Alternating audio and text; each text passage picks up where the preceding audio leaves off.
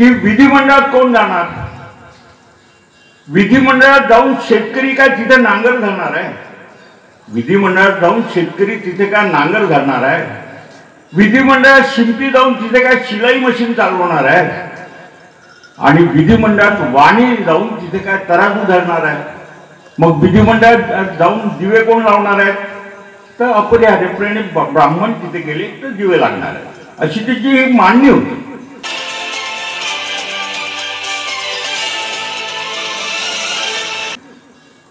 आता हे स्वातंत्र्य 1915 मध्ये आपल्या देशामध्ये दक्षिण आफ्रिकेमधून गांधी आले आणि गांधींनी आल्या आल्या जी घोषणा केली ती घोषणा अशी होती की राजकीय स्वातंत्र्य काही वेगळं असतं आणि सामाजिक स्वातंत्र्य काही वेगळं असतं असं मी मानत नाही.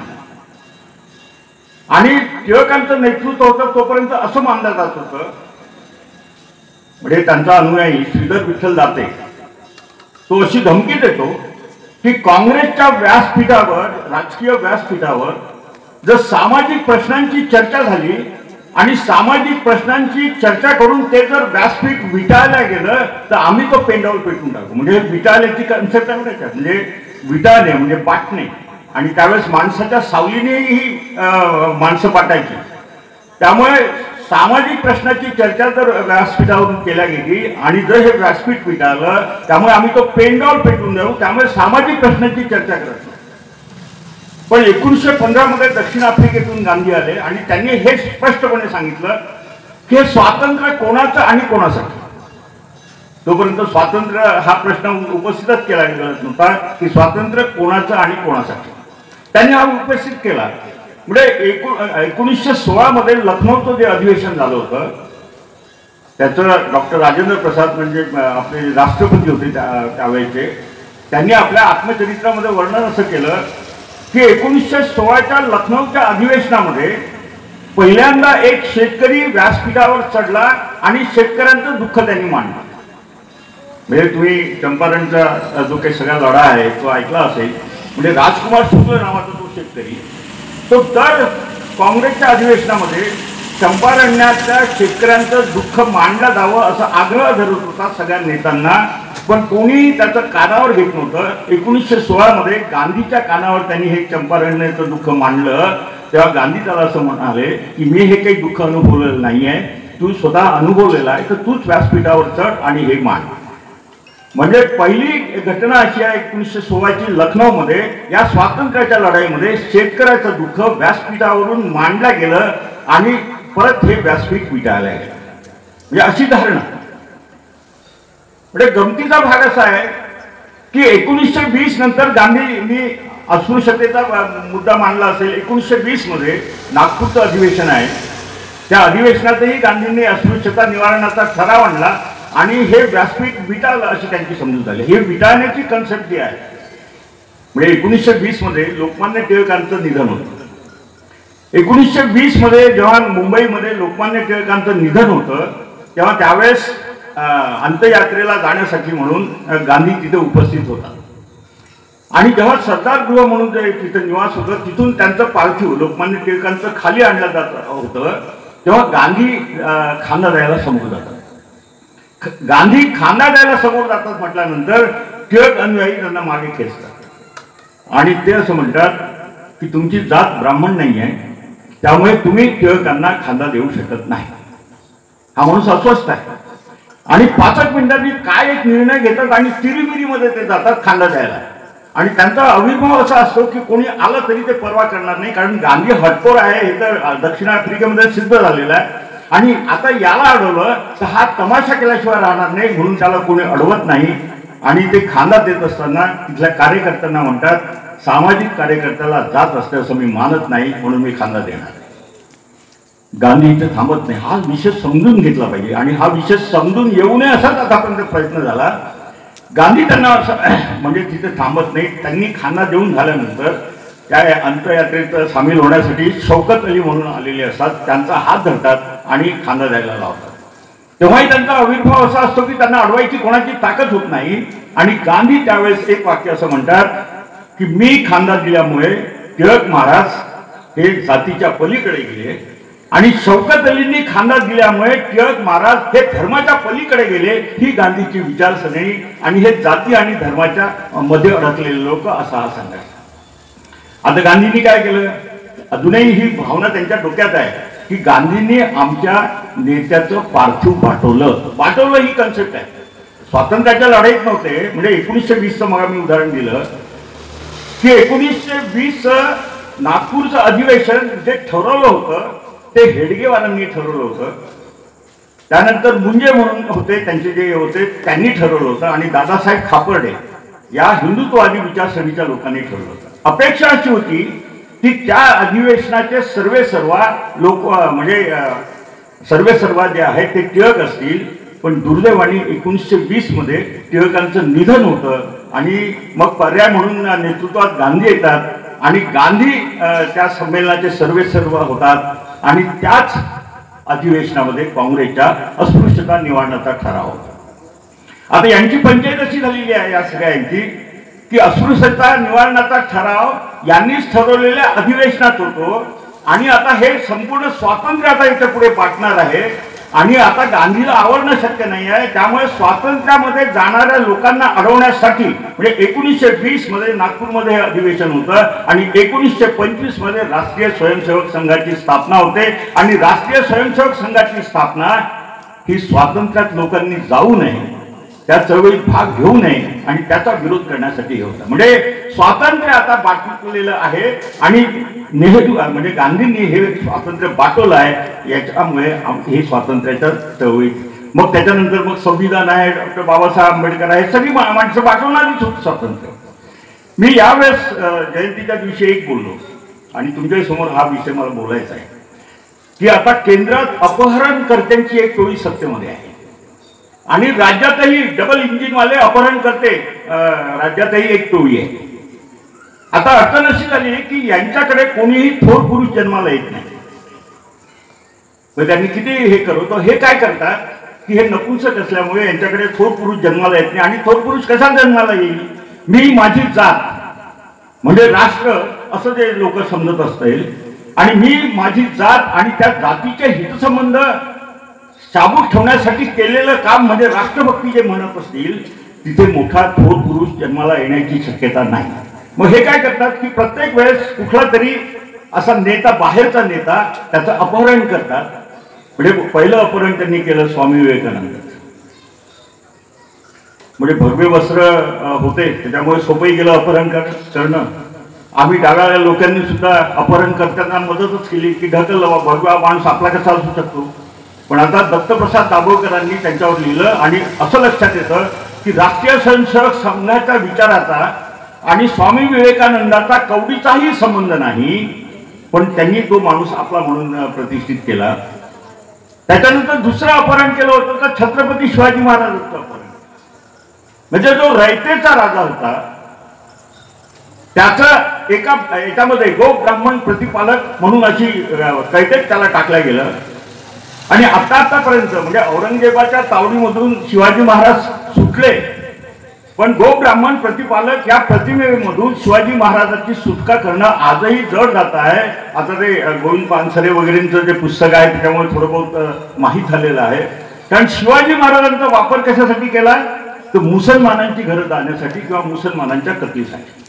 शिवाजी महाराज असे नव्हते, पण त्यांनी गो ब्राह्मण प्रतिपालक असं शिवाजी महाराज. आणि मला स्वतःला आता धोका, त्या दिवशी मी जे बोललो जयंतीच्या दिवशी, मला असं दिसतंय की आता अपहरण करण्याची वेळ त्यांनी ठरवलेलं दिसतं. कारण त्याला मी कारणही सांगतो की आता डॉक्टर बाबासाहेब आंबेडकरांचंही अपहरण करायचं आणि डॉक्टर बाबासाहेब आमचेच कसे.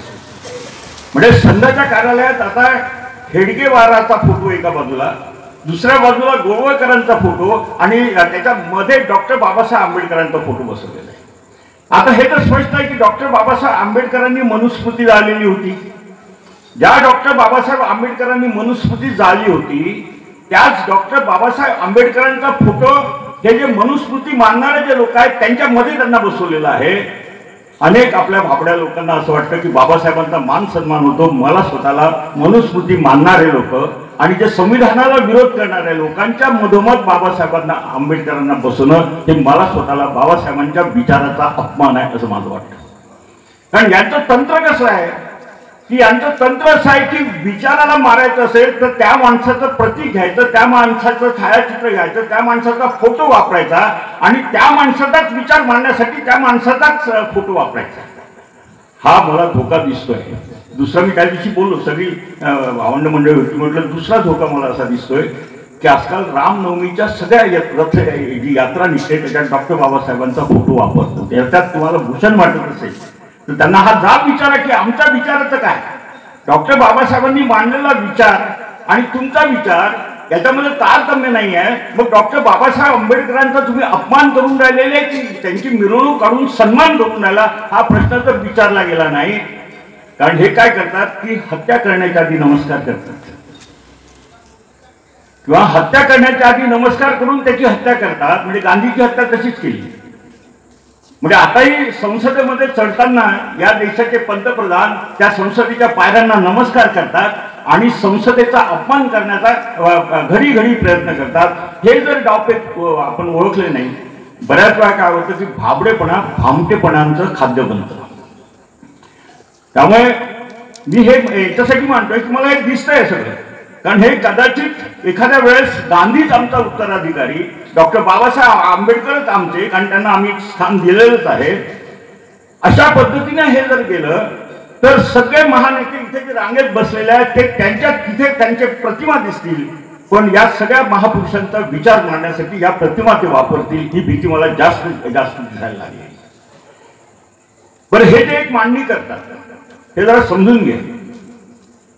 म्हणजे आजकाल सगळीकडे लव जिहाद, व्होट जिहाद, मग ते एक सरबत आहे तो सरबत जिहाद, म्हणजे काय चाललंय माहित नाही सर्व, म्हणजे हिंदू मुसलमान. बरं, हे प्रत्येक वेळेस भीती अशी दाखवतात आपल्याला, मुसलमानांची भीती दाखवतात. एक मध्यंतरी अजूनही टूम निघते अधूनमधून की मुसलमानांची संख्या वाढवून राहिली, आपल्यालाही आपली संख्या वाढवली पाहिजे, लोकसंख्या वाढवली पाहिजे. हे कोण म्हणतात? एखादी साध्वी म्हणते, साधू म्हणतो, ज्याचा याच्याशी काही संबंध नाही.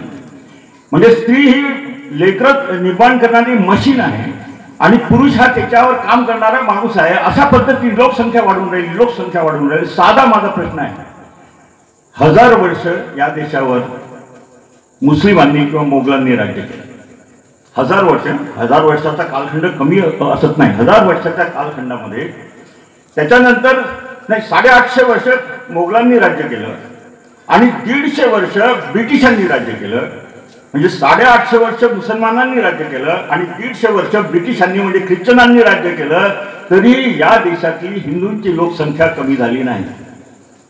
बरं, ते नुसते सम्राट होते, या देशाचे सम्राट होते, 850 वर्ष सत्तेत असताना सुद्धा हिंदूंची लोकसंख्या कमी झाली नाही. आणि ब्रिटिश लोक 150 वर्ष राज्य करत असताना सुद्धा इथे हिंदूंची लोकसंख्या कमी होऊन ख्रिश्चनांची संख्या वाढली नाही. आणि मग कोणाच्या याच्यामुळे लोकसंख्या हे होऊन राहिलेली आहे? बरं, जी काही हिंदू म्हणजे धर्मांतरण झाली ती जबरदस्तीने झाल्याचं उदाहरण दिसत नाही. उलट जी अस्पृश्यांना वागणूक ज्या अमानवीय पद्धतीने दिल्या गेली, म्हणजे साधं एक उदाहरण आहे, बाबासाहेबांनी 1936 मध्ये येवल्याला हे जाहीर केलं होतं की मी हिंदू म्हणून जन्माला आलो असेल पण हिंदू म्हणून मरणार नाही. बरं, 1936 मध्ये जाहीर केलं आणि धर्मांतर कधी केलं? 1956 मध्ये. म्हणजे बाबासाहेबांनी हे हलकट जे लोक आहेत जे छळतात की यांना काहीतरी जाग येईल आपण अशी धमकी दिल्यानंतर याच्यासाठी 20 वर्ष वाट पाहिली, पण कोणीही त्याची दखल घेतली नाही. आणि मग हा इतिहास आहे नागपूरच्या याच्यामध्ये म्हणजे मोठ्या संख्येने जे हिंदू लोक होते ते बौद्ध धर्मामध्ये गेले. आता हे काही मुस्लिमांनी छळलं म्हणून नाही गेले. एवढ्या मोठ्या लाखोच्या संख्यांनी जर संख्या कमी झाली असेल तर मुस्लिमांनी अत्याचार केले म्हणून नाही केले. या सवर्णांनी किंवा ही जी सगळी सनातनी मंडळी होती यांनी जे काही अन्याय अत्याचार केले त्याच्यामुळे त्यांनी हिंदू धर्म सोडला आणि बुद्ध धर्म स्वीकारला. हे पाप त्यांचं आहे. पण दुर्दैवाने असा आभास केलेला आहे मला. मी अनेक सभेमध्ये हा प्रश्न विचारला की मुसलमान एवढे वाईट होते. मला एक उदाहरण सांगा की एखाद्या संत, कोणी संताचं नाव घ्या, त्याला मुस्लिमांनी छळलेलं आहे, मुस्लिम राजांनी छळलेला असं उदाहरण मला सांगा. म्हणजे ज्ञानेश्वराला छळलं असेल तर मुस्लिम राजांनी नाही छळलं, मुस्लिम सम्राटांनी छळलं नाही, त्यांनी छळलेलं आहे.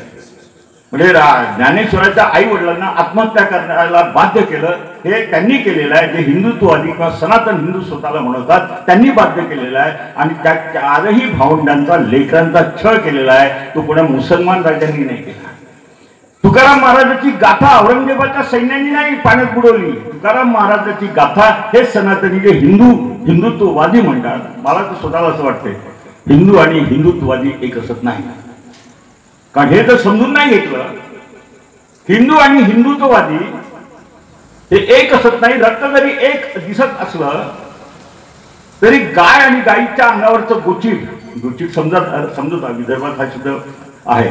गाय आणि गाईच्या अंगावर असलेलं गोचीडाच्या अंगात गाईचं रक्त आहे म्हणून गोचीड जशी गाय होऊ शकत नाही, तसं हिंदूंचं रक्त हिंदुत्ववाद्यांच्या अंगात आहे म्हणून ते हिंदू होऊ शकत नाही. हिंदुत्ववादी हिंदू असतच नाही, उलट तो हिंदूंच्या अंगाचं रक्त शोषणासाठी असलेला गोचीड आहे असं माझं स्पष्ट मत आहे. दुर्दैवाने झालं असं की सगळ्या डाव्या चळवळीने या गोचीडाला मारण्यासाठी जी जी काडी उगारली ती गाईच्या पाठीवर बसत गेली. आणि गाईच्या पाठीवर बसल्यामुळे ही जी गाय आहे जी तुमच्या आमच्या डाव्यांच्या कळपात असायला पाहिजे होती, ती आता त्या खाटकाला धार्जिनी झालेली आहे. आणि आपण आता बोंबलून राहिलेलं की असं कसं होऊन. म्हणजे आश्चर्य या गोष्टीचं वाटतं की महापुरुषांची फौजच्या फौज तुमच्या माझ्या बाजूने आहे आणि यांना उधार उसनवार करून महापुरुष आणावा लागतो, अपहरण करून. आणि सगळा जो हिंदू समाज आहे, शोषित समाज आहे, तो तिकडे गेलेला आहे. हे समजून घेण्याची गरज आहे. कारण हा सगळा विषय, कारण आता असं झालेलं आहे की असे एक एक म्हणजे महापुरुष असे जन्माला घालतायत. म्हणजे तुम्ही प्रत्येक वेळेस ऐकत असाल की चाणक्य नीतीला चाणक्याला कौटिल्य म्हणतात. कौटिल्य म्हणजे कुटील डाव टाकणारा. बरं, चाणक्याची गोष्ट वाचली असेल की शेंडीला गाठ, शेंडी हे प्रतिमक परत त्यांचंच येतं. शेंडीला गाठ मारायची आणि सुड्याचं राजकारण करायचं. म्हणजे सध्या देवेंद्र फडणवीस जे करतायत ते चाणक्य नीतीच आहे असं माझं मत आहे. बरं, चाणक्यांनी काय चांगल्या गोष्टी सांगितलेल्या आहे? म्हणजे चाणक्यांनी ज्या सांगितलेल्या गोष्टी आहे या नीतीशी काही संबंधित नाही. त्यांनी सांगितलं दारूचं प्रमाण वाढवलं पाहिजे, संपूर्ण राज्यात दारू जास्तीत जास्त प्रमाणात उत्पादन झालं पाहिजे आणि दारू सगळ्यात जास्तीत जास्त लोकांनी दारूचं प्राशन केलं पाहिजे. ठीक आहे, नीती, चाणक्य नीती. दुसरं, वेश्या व्यवसायाला प्रोत्साहन दिलं पाहिजे. म्हणजे हे थोर चाणक्य नीतीवाले वेश्या व्यवसायाला प्रोत्साहन दिलं पाहिजे आणि वेश्या व्यवसायाचं एका दिवसाचं जे उत्पन्न आहे ते राजाच्या कोशात जमा केलं पाहिजे. म्हणजे ही नीती आहे की अनीती आहे त्याचं त्यांनी ठरवायचं. आणि तिसरं तर त्यांनी सांगितलं की विरोधकाला संपवलं पाहिजे. जे आता जे चाललेलं आहे विरोधकाला संपवलं पाहिजे. आणि संपवण्याचं तंत्रही त्यांनी सांगितलं आहे की विषकन्या तयार केल्या पाहिजे. विषकन्या म्हणजे त्यावेळेचा प्रघात असा होता की लहान वयाच्या मुलीला थोडा विषाचा डोस देत हा डोस वाढवत न्यायचा आणि मग ह्या ज्या विष पचवलेल्या ज्या मुली आहेत त्या विरोधकांकडे झोपायला पाठवायच्या आणि मग यांच्या संपर्कात तो आला की त्याचा मृत्यू अटळ आहे अशा विषकन्या तयार करायच्या. मला समजत नाही की नीती, चाणक्य नीती आणि चाणक्य नीती श्रेष्ठ.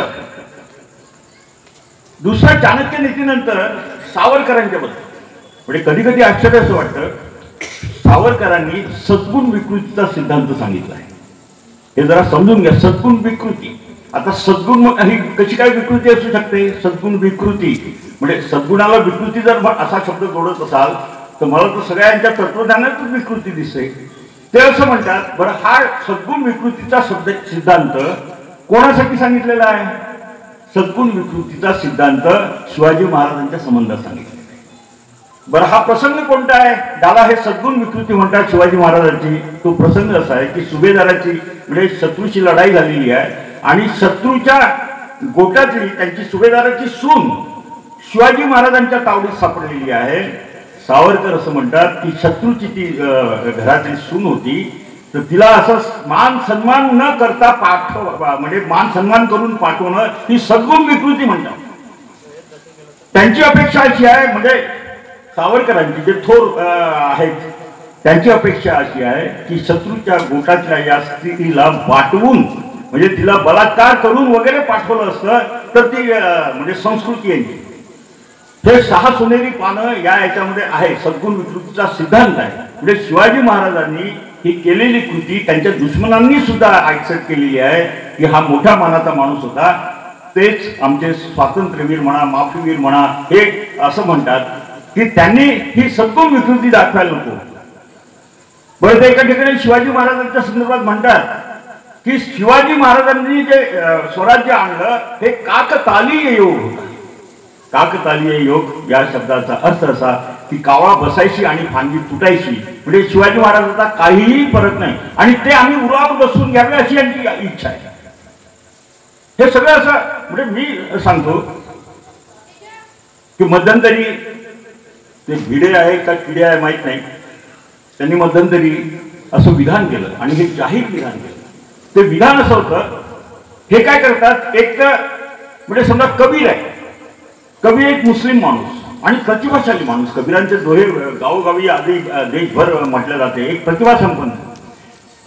पण जन्माने आम्ही ब्राह्मण असू तर आम्ही श्रेष्ठ आहोत. मग कबीर समजा श्रेष्ठ निघत असेल तर ते कथा असतात. त्या कथा अशा असतात की कबीर हा मुस्लिमांचाच नाही असं सांगणारे असतात. मग कबीर कुठे आहे तर सडकेवर सापडलेला एक लहान मूल. आता सडकेवरही सापडलं असं, नुसतं सडकेवर सापडलं तर ते उदात्ती ग्लोरिफिकेशन होत नाही, म्हणून त्याचं वर्णन सडकेवर कमळाचं फुल उगवलेलं आहे, त्याच्यात मग ते हे लहान मूल दिसलेलं आहे. बरं, लहान मूल हे कबीर दाम्पत्यांनी घरी घेऊन आलेले आहेत.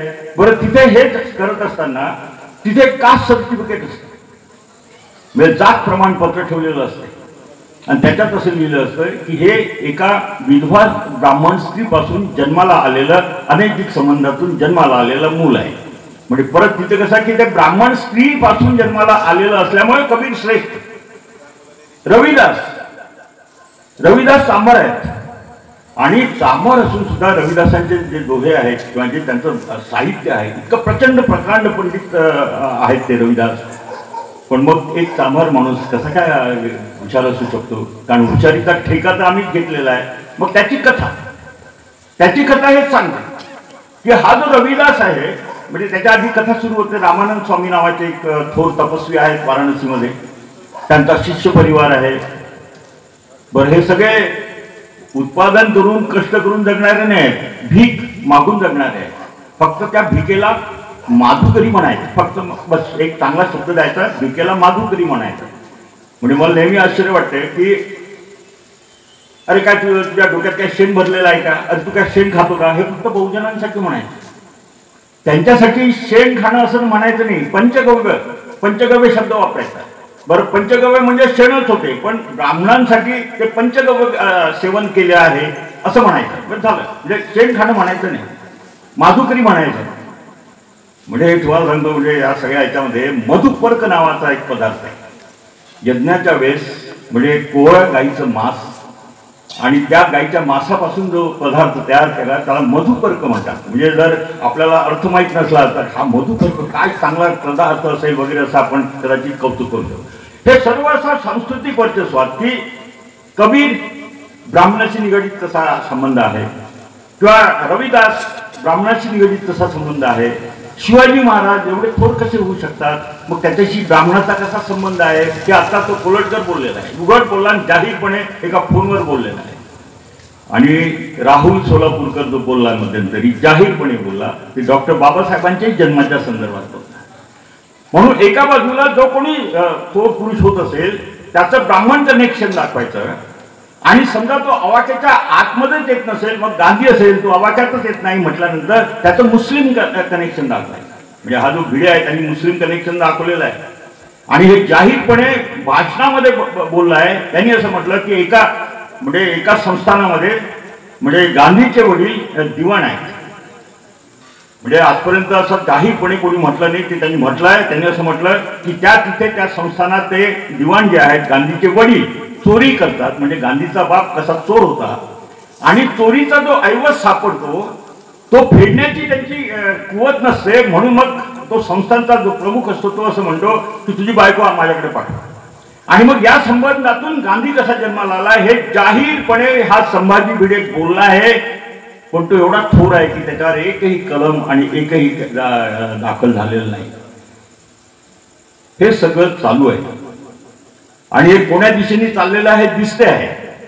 मला स्वतःला असं वाटतं की आपण या पुढच्या काळात जर सावध राहिलो नाही तर आपलेच महापुरुष पळवून नेणं, त्यांचा चेहरा वापरून त्यांचाच विचार मारणं, ह्या सगळ्या कथा अशा म्हणजे तुकाराम महाराजाचा मृत्यू साधा सुद्धा होत नाही. त्याच्यासाठी डायरेक्ट विमानच येते. त्या खेड्यात त्या याच्यामध्ये कुठं एअरपोर्ट बांधलं असेल आणि कसं विमान उतरलं असेल आणि कसे सदैव वैकुंठ आलं जातं. कबीर आताही देह सापडत नाही, तेही असेल सदैव वैकुंठ हा शब्द नाही वापरला, पण असाच त्यांचा मृत्यू होतो. ह्या सगळ्या ह्याच्यामध्ये आणि सध्या तर असं चालू आहे की कुठल्याही तुमच्या भुकेच्या प्रश्नावर म्हणा, शेतकऱ्यांच्या प्रश्नावर म्हणा, चर्चा नाही. चर्चा काय तर औरंगजेबाची कबर. आता औरंगजेबाची कबर बांधत असताना म्हणजे शिवाजीचं किंवा जे काय कोणाचं राज्य असेल, अफजल खानाचा वध शिवाजी महाराज करतात, पण सन्मानपूर्वक त्या माणसाचं जे काही आहे ते त्याला मुठमाती देतात, जे काही त्यांच्या पद्धतीने आहे. आता ते म्हणतात औरंगजेबाची कबर. म्हणजे पूर्वी बाबरी मस्जिद झालं, त्याच्यानंतर औरंगजेबाची कबर, मग आता शहाजहाननी बांधलेला ताजमहाल. म्हणजे असंच करायचं असेल आणि द्वेषाचं राजकारण करायचं असेल तर यांना रोखलं गेलं पाहिजे असं मला वाटतं. सध्या रोखण्यासारखं दिसत नाही, कारण यांनी स्वातंत्र्याच्या लढाईमध्ये जे ज्यांनी नेतृत्व केलं त्यांना अपमानित करण्याचं हे काम केलं. मग ते गांधी असतील, नेहरू असतील. बरं, हे स्वातंत्र्याच्या लढाईत नाही. म्हणजे सिनेमा तुम्ही पाहत असाल तर त्याच्यात ललिता पवार एक असायची. बरं, हे करणं काही नाही, नुसतीच कुठं काय करणे, कुचरपणा करत बसणे, याचं काहीतरी त्याच्या कानात सांगणे, त्याचं त्याच्या कानात सांगणे, आणि घराच्या जे सुखाने नांदणारं घर आहे तिथे एखादी भिंत उभी करणे आणि त्याचं पार्टिशन पाडणे, एवढेच धंदे या सगळ्यांनी केले आहे. स्वातंत्र्याच्या लढाईत हे नाही. पण विचारतात भगत सिंगासाठी गांधींनी काय केलं, मग विचारतात की वल्लभभाई पटेलाच कोणते पद. अबे तू नव्हता ना तिथे, त्या स्वातंत्र्याच्या लढाईत नव्हता. म्हणजे आम्ही तसं ठरवू शकत नाही अडवाणीला का पंतप्रधान केलं नाही, तुम्ही तुमचे झाले आणि मोकळे झाले. मग भगतसिंगासाठी काय केलं, मग नेताजी सुभाषचंद्र बोसांना अध्यक्षपदावरून कसं, एवढे सगळे. आता नुसते महापुरुषाबद्दलच बोलत नाही, तर आता ते स्वातंत्र्याच्या संदर्भात बोलत आहे. आणि याची सुरुवात कंगनाने केली. कंगनाने पहिलेच शब्द वापरलं की 2014 नंतरच खरं स्वातंत्र्य मिळालेलं आहे. काय तीर मारल्या लोकांनी माहित नाही. 2014 नंतर खरं स्वातंत्र्य मिळालं. त्याच्या आधी जे स्वातंत्र्य मिळालं ते लाचारीतून आणि भिकेतून मिळालेलं स्वातंत्र्य. त्याच्यानंतर काही दिवसांनी अखिल भारतीय विद्यार्थी परिषदेची एक पदाधिकारी म्हणाली की जे स्वातंत्र्य मिळालं ते 99 वर्षाच्या लीगवर मिळालेलं स्वातंत्र्य आहे. कंगना राणावत बोलली, ती बाई बोलली. आणि आता आपले पप्पू म्हणजे परमपूजनीय, नाही तर तुम्ही पगलो की पुढारी वगैरे काहीतरी म्हणाल असं नाही, पप्पू बोलले की स्वातंत्र्य 22 जानेवारीला जेव्हा अयोध्येमध्ये रामाची प्राणप्रतिष्ठा केली त्या दिवशी मिळालं. म्हणजे स्वातंत्र्याचाही अपमान करणं, स्वातंत्र्यात त्यांनी नेतृत्व केलं त्यांचा अपमान तर करणं. आता स्वातंत्र्यही खरं हे आहे 2014 नंतर मिळालेलं स्वातंत्र्य आहे असं मांडणं सुरू आहे. आणि मग 2014 पूर्वी संविधान आलं. फक्त अडचण त्यांची एकच झाली की आता संविधानाचा ते पोखरतील, पण संविधान तोडणं इतकं सोपं नाहीये. कारण जी रचना त्या लोकांनी उभी करून ठेवलेली आहे ती रचना मोडकळी सांडणं इतकं सोपं नाही. याचा त्रास जाणार आहे. पण त्यांनी हिंमत बांधलेली दिसते की पाया पडायचं आणि संसद हे करायची, पाया पडायची आणि हत्या करायची. किंवा त्या माणसाला ज्याला नुसती शिव्या दिलेल्या आहे किंवा ज्याची हत्या केल्यानंतर त्याचा वध केल्यानंतर त्याला प्रातस्मरणात घेतात. सकाळी गांधीला प्रातस्मरणात घेतलेलं आहे. म्हणजे 1 वर्ष मी आणीबाणीमध्ये तुरुंगात होतो. तिथे सकाळी त्यांची शाखा भरायची. म्हणजे त्या शाखेत गेलं नाही तरी सगळं ऐकू यायचं. आणि तिथे म्हणजे देवाच्या रांगेत गांधीला बसवलेलं आहे. पण दिवसभर त्या माणसाची नुसती निंदा नालस्तीच नाही तर चिनाली करायची. याला मला वाटते काहीच म्हणजे उलट्या काळजाचे असावे लागतात. हे सगळे राष्ट्रीय स्वयंसेवक संघ जे स्वतःला देशभक्त म्हणून घेत आहेत. आता कदाचित शक्यता अशी आहे की चंद्रकांत वानखेडे राष्ट्रीय स्वयंसेवक संघाच्या विरोधात बोलले म्हणून त्याच्यावर खटलाही दाखल होण्याची शक्यता आहे. आता ती तयारी ठेवावी लागणार आहे, बोलावं लागणार आहे. तुम्ही लोक हरामखोर आहात. तुम्ही काही या देशासाठी केलं नाही. जे काय केलं असेल वाटल्यास तुम्ही त्या स्वातंत्र्याच्या लढाईत नव्हते आणि या देशाच्या फाळणीचा द्विराष्ट्रवादाचा सिद्धांत ज्यांनी मांडला त्यांनी या देशाची फाळणी केलेली आहे. ते बोलावं लागेल. मला असं वाटतं की मी इथे थांबतो. बऱ्यापैकी उशीर झालेला आहे, त्यामुळे अजूनही आमचे अध्यक्ष महोदय बोलायचे आहेत आणि त्यांना मी सांगितलं की मी जरी कमी बोललो तर तुम्ही जरा भरपूर बोलायचं आहे त्यांच्या भरोशावर आणि त्यांच्या हातात सूत्र देऊन. मुद्दा सांगा तुम्ही. बोला तुम्ही 55 कोटीचा मुद्दा तो थोडा बोला, तुम्ही जास्त बोला. नाही 55 कोटी मी तर मुद्दा म्हणजे सांगून आलो का एकाच बसा बाबू कसं 55 कोटीचा मुद्दा असा आहे की जेव्हा पार्टिशन झालं याचा अर्थ दोन भावाचं विभाजन झालं. आपल्या दोन भावाचं विभाजन झाल्यानंतर जमीन याला इतकी इकडची जमीन त्याला त्याचं घर इतकं घराचं हे इतकं त्याची भांडी कुंडी असं सगळं विभाजन होतं. तसंच भारत पाकिस्तान जेव्हा झालं तेव्हा रिझर्व्ह बँकेमध्ये 375 कोटी रुपये शिल्लक होते. आता रिझर्व्ह बँकेमध्ये 375 कोटी रुपये शिल्लक आहे. त्याच्यातले ठरलं असं की 75 कोटी रुपये पाकिस्तानच्या वाट्याला जातील आणि उरलेले जे पैसे आहेत ते भारताच्या वाट्याला आहेत. बरं हे गांधींनी ठरवलेलं नाही आहे. माउंटबॅटन त्या कमिटीचे अध्यक्ष आहेत.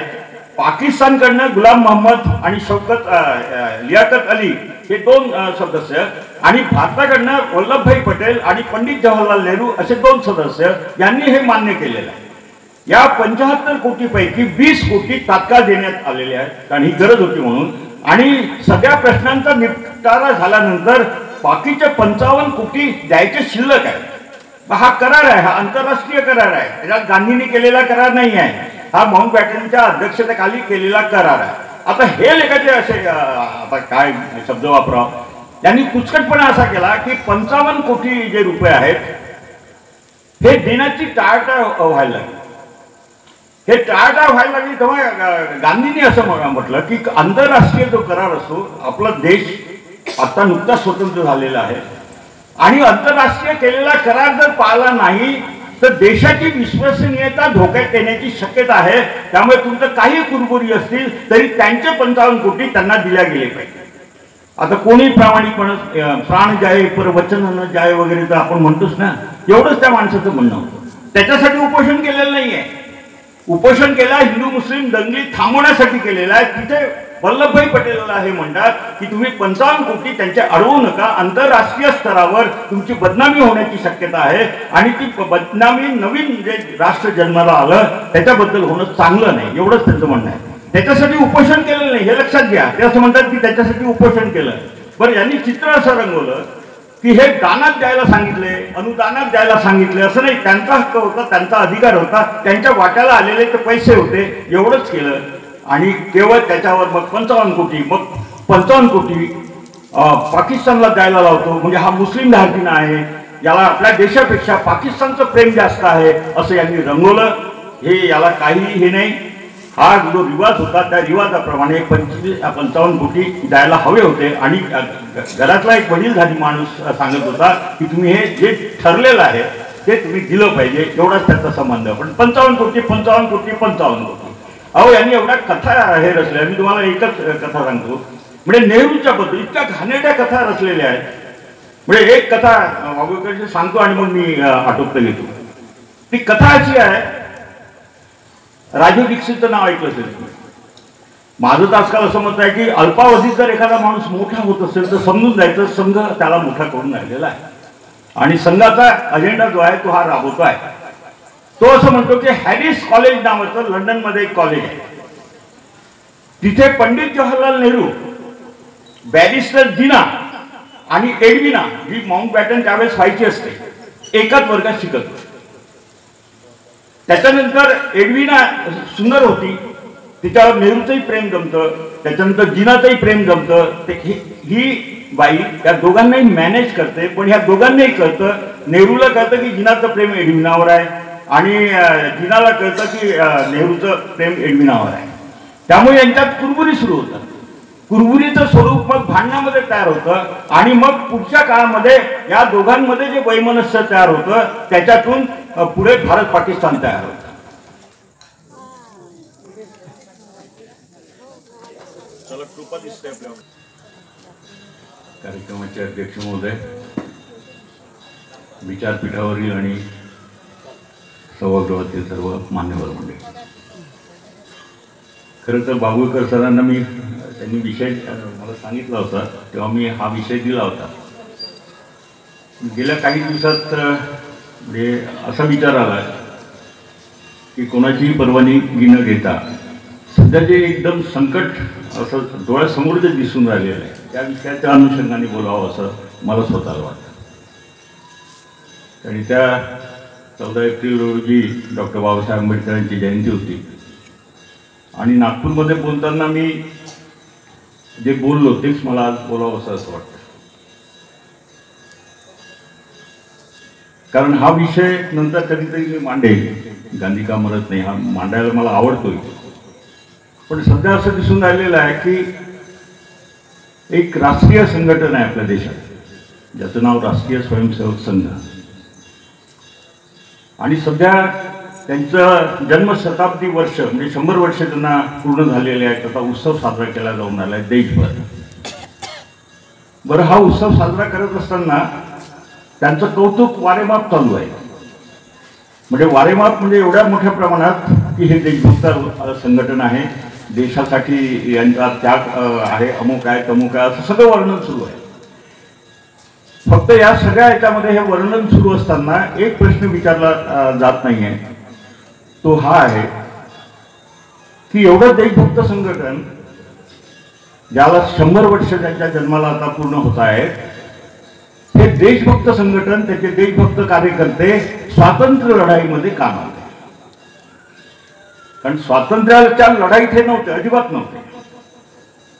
आणि ते म्हणतात की आम्ही होतो ते 1920 पर्यंत होते, पण 1920च्या नंतर ते अजिबात या लढाईत नव्हते.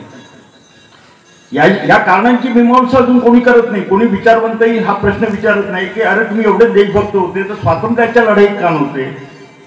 आणि 1920 पर्यंत तुम्ही स्वातंत्र्याच्या लढाईत होते, पण 1920च्या नंतर असं काय बिनसलं तुमचं की स्वातंत्र्याच्या लढाईत तुम्ही नव्हते आणि होते तो म्हणजे स्वातंत्र्याच्या लढ्याला विरोध करण्यासाठी. हा प्रश्न विचारला जात नाहीये आणि विचारला जावा असं मला आवर्जून वाटतं. 1920 पर्यंत जे स्वातंत्र्याचा लढा झाला जो टिळकांच्या नेतृत्वात झाला त्याची एक सीमारेषा आखून केल्या गेली होती. ती अशी होती की 1818 पर्यंत म्हणजे पेशव्यांचं राज्य महाराष्ट्रात होतं. आणि हे पेशव्यांचं राज्य जे महाराष्ट्रात होतं त्याचं वर्णन असं केलं जातं की विष्णू शास्त्री चिपळूणकर म्हणून खूप थोर विद्वान, आता ते किती थोर होते काय होते हे माहीत नाही, पण त्यांनी थोर म्हटलेला विद्वान चोर असतो असं आजकाल माझ्या लक्षात आलं.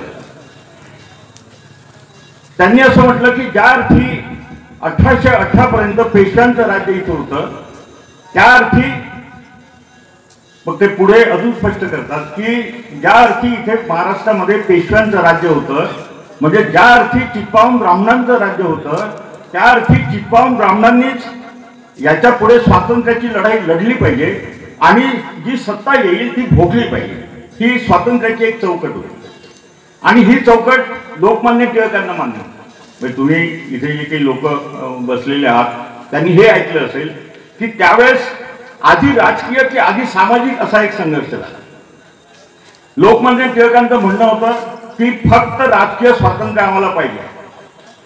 महात्मा फुलेंसारख्यांचं किंवा आगरकरांचं मत होतं की सामाजिक स्वातंत्र्याशिवाय राजकीय स्वातंत्र्याला अर्थ काय. मग राजकीय स्वातंत्र्य मागणारे सामाजिक प्रश्नाचा विरोध करत होते आणि सामाजिक स्वातंत्र्य मागणारे राजकीय स्वातंत्र्याला विरोध करत होते.